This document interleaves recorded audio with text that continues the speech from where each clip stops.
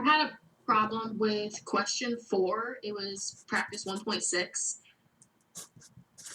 Can you give me the problem? Yes, 1 second.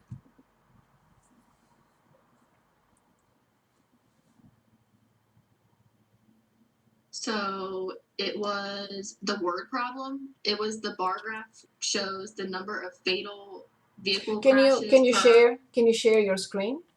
Yeah, if I can figure it out. If you hover with your mouse at the bottom somewhere, you have to have something called screen share. It's a green button.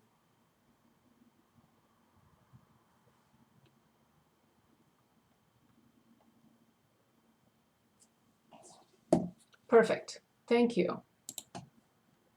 Okay, can you see the problem? Yes, perfect. Yes, we did this problem together in class. Okay. The bar graph shows the number of fatal crashes per, yes. So in this situation, you are asked, so according to the formula, what age groups are expected to be involved in 2 crashes per 100? So all you have to do is replace n by 2 and solve the equation. I don't recommend you solve the equation using the quadratic formula from scratch, but you can, but use the poly feature. So you have to write sorry. 2 equal. No, it's okay. It's not a monologue. I don't mind if you interject, ever. Minus 1.18x and then plus 28.24. So if you want to stop sharing. So we had, the reason I'm saying is because you may want to go back and take a look at it. We had this situation, and we put the answers directly using, I don't want to waste the time now. It doesn't matter, but we chose one problem like that. We had it, but it doesn't matter. So 0.013x squared minus 1.18x, and you have to subtract 2 from both sides, so it's 26.24 equals 0. Again, this is a little bit of a torture to use these numbers in the quadratic formula, so what I highly recommend, go to the calculator, go to apps. I allow my students to do this. I don't, you can write the quadratic formula if you want, or you can say, I used apps, so number 9. You have to be careful. You have to choose the correct degree. Of course, it's degree 2. That's fine. And then you have to enter 0.013, and please press enter. Make sure that you have the number here. Then you continue and replace this by negative 1.18. I know it's a lot of information in this class. It's the only way to do it and do it and do it and repeat and repeat and repeat. There is no other way. And then when you click here, you have 2 solutions. So be careful. I didn't get the chance to read. I think it says round to the nearest whole number. I think. I don't remember exactly if you want to look at it. So it's the age group of 39 and the age group of 52. So roughly x is 39 and the other one is 52. And I was saying, if you remember, but again, it's a lot of information in this class, so you may not remember. So careful. It's hard to read from this graph. I said that last time, and I'm going to say it 10 more times. Very hard to read from the graph. So you can open at your end again if you want to share your screen again. So we can take a look. So we are trying to find the 39 and the 52.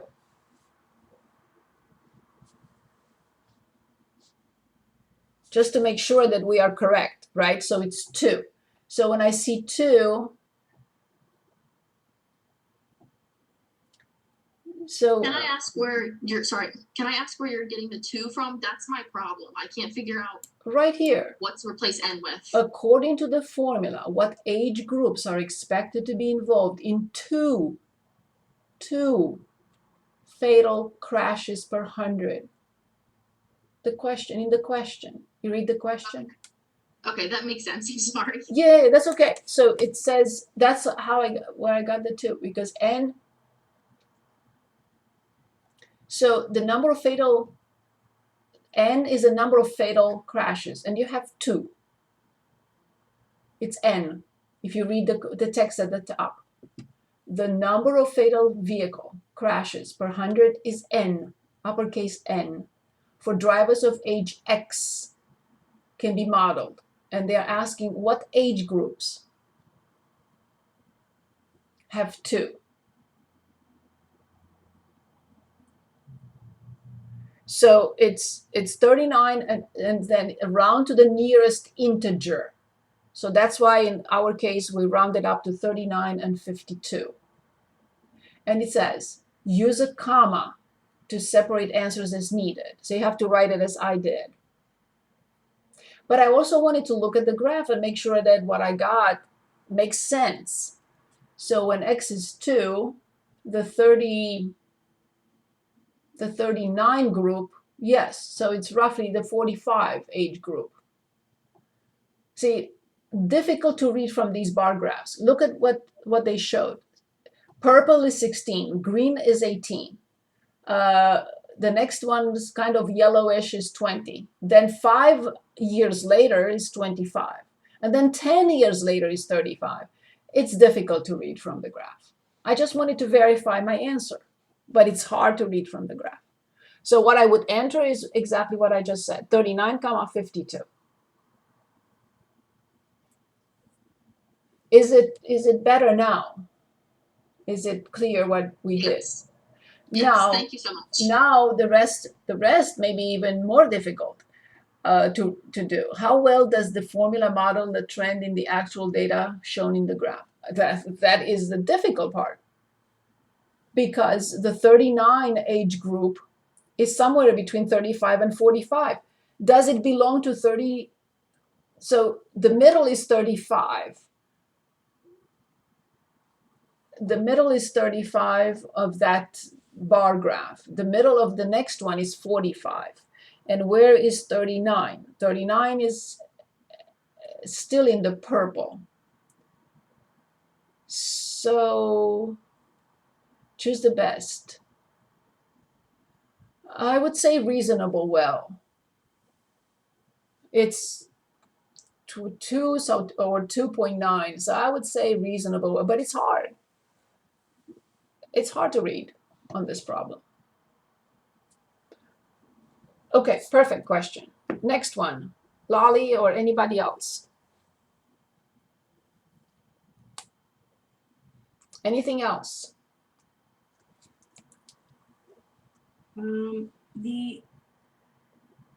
It's called the absolute value of inequalities, and the absolute value 4x plus 4 divided by 4. Yeah, inside the so it's all divided by 4. Yep. And then outside is less than 4. Less than 4? Mm-hmm. Okay, so here's how I would address this problem. First of all, inside I will factor out 4. Because I see so many 4s in there. I will inside simplify 4 and 4. I'm allowed to simplify factors. So I already simplified the whole problem into x plus 1 in absolute value less than 4. I know that this is a chain. So I have -4 less than x plus 1 less than 4.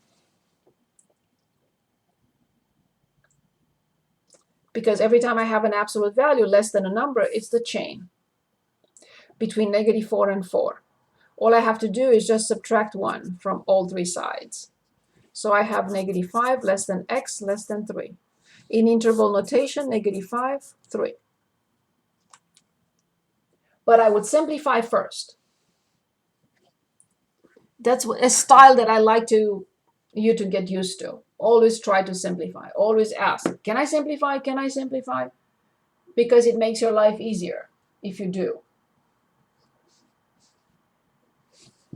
Okay, thank you. Sure. Next question. Anybody, please. How can I help you with anything else?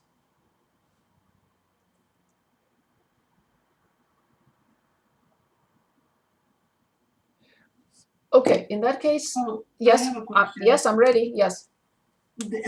It's actually continuing of that. So see how it says -5 and 3. Now to graph it, I think I have issues. To graph it is understanding. between -5 and +3, and you graph this.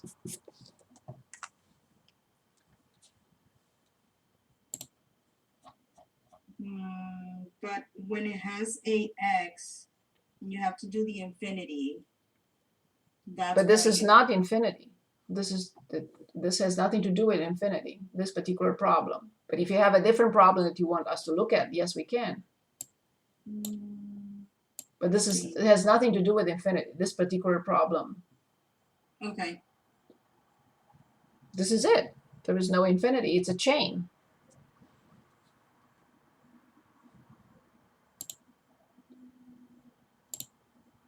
Anything else? Anybody? Okay, let me know if you find something else. I'll stop and look at that. So we have 1.9, the last one, radical polynomial, and rational exponents, equations. Let's take it step by step. Let's start with radical.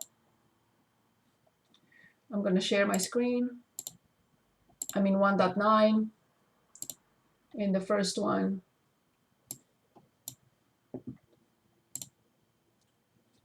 for the either type of equations.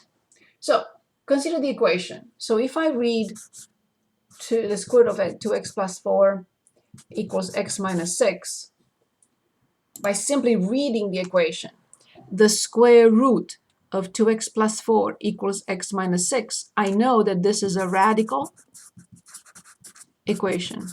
No doubt about it. I read it. The square root equals ta ta ta. Well, in order to solve a radical equation with an index that we don't write, but we know it's 2, we simply have to square both sides. Because remember, the square root is power 1/2. When I square power 1/2, I copy the base and multiply the exponents.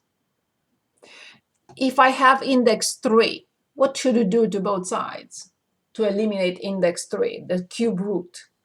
What power we should use if it's the cube root? Two. If it's the cube root. 3. Yes. If it's the fourth root. 4. Exactly. And so on and so forth. So when I square this, the left-hand side is very nice and clear. No headache. So when I square the square root, I get this. Good. What about, can anyone square quickly? Without foiling, if possible, please, because we know the formula now. Can anyone square x minus 6 and tell me what to write?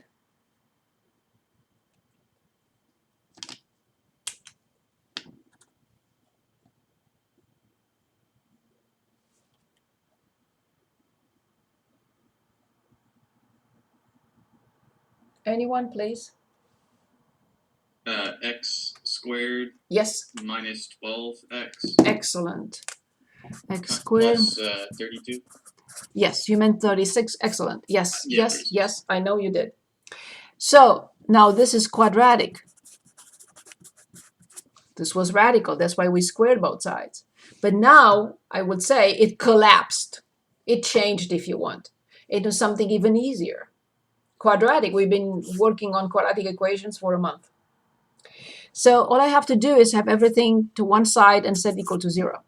If you forget the equal symbol and 0, you're not solving. So I have x squared. I have minus 14x. And I have plus 32. I subtract 2x from both sides, and I subtract 4 from both sides. Now, if you want to try to factor it, you can try to factor it. I'm happy if you use the poly feature, that's fine too. Tell me what you want to do.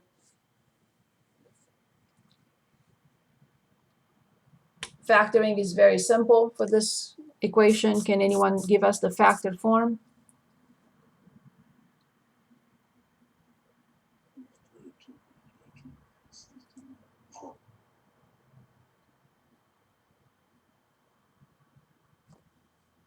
X minus negative 16, x plus 2.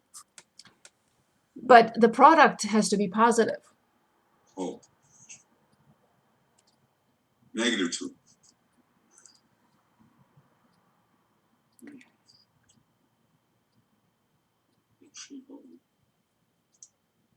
X minus 12 and x plus 2. Not good. Because remember, let's see. Actually, let's take a look. So the sum is negative 14. So because the sum is negative and the product is positive, both of them have to be negative. And we may not be able to find them. Now, when I look carefully, we can't. So let's take a look. 1 second, I'm sharing my screen. Squaring the results, squaring the left-hand side, simplify results into, what do they want? Squaring the left-hand side. Okay, that's just 2x plus 4. And squaring the right-hand side, you already told me what it is, so it's this. Okay, that's all they want? Oh, yeah, they don't want us to finish solving it, do they? Yeah, that's all. Ah, okay. Simplify your answer, use a comma to separate answers as needed. Oh, yeah, they didn't want the answer because it's not factorable. I see why. Okay, that's all they wanted. They wanted us to square the left-hand side and square the right-hand side, but I have to finish the problem because I need to explain something. So the problem, the trinomial is not really factorable. So I'm going to find the solutions using the corrective formula or using the poly feature. Okay, because I want to make a point. That's the reason why. So we have 1. The middle coefficient is negative 14 and 32. That's why they didn't want us to solve it, but that's okay. So one solution is x equals 2.88 and the other solution is 11.12. So at this point, I have one note for us, for you and for me. Always check the solution, the prospect solutions if you want, back in the original equation when squaring both sides. This is part of the problem, part of the solution. So I go back. This is the original problem. The square root of 2x plus 4 equals x minus 6. So when I replace x by 2.88, I get on the right-hand side a negative number. But the square root is always a positive number, unless it has minus in front. So this solution is called extraneous solution. Is correct here, but not in the original problem. So I will write no. This one has to work, but I still have to check. So when I plug in 11.12 minus 6, and I plug here 11.12 multiply by 2, add 4, and then take the square root, I should get very close. I will not get exactly because I rounded. I used rounding, and I have error. So when I calculate 11.12 minus 6, I get this. When I calculate the square root of 2 times 11.12 plus 4 and take the square root, I should get very close to this because this is indeed the only solution, roughly 11.12. But the other one does not work because the right-hand side is negative and the left-hand side will be positive. So the point I'm making, and then we'll solve another. The point I'm making, every time I square both sides of an equation, I may find a solution, I may find two solutions, or none whatsoever. Anything can happen. So every time we square both sides, an equation, both sides of an equation, we have to check the solutions back in the original equation. Mandatory, it's part of the problem. Okay, I'll let you choose the next problem.